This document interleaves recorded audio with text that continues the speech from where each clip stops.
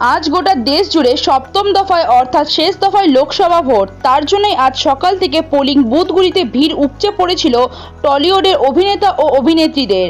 তাদের মধ্যে যেসব অভিনেতা ও অভিনেত্রীরা সাংবাদিকদের সামনে এসেছিলেন তারা হলেন জিৎ গাঙ্গুলি, পাওলি দাম, শতাব্দী রায়, দেব অধিকারী, নুসরত জাহান, কোয়েন মল্লিক, রঞ্জিত মল্লিক, রুক্মিণী, গৌরব চক্রবর্তী, কৌশানী মুখার্জি, বনি সেনগুপ্ত, রচনা ব্যানার্জি, আবির চ্যাটার্জি, শুভশ্রী, রাজ চক্রবর্তী, শ্রাবন্তী, মিঠুন চক্রবর্তী ও অন্যান্য অভিনেতা ও অভিনেত্রীরা।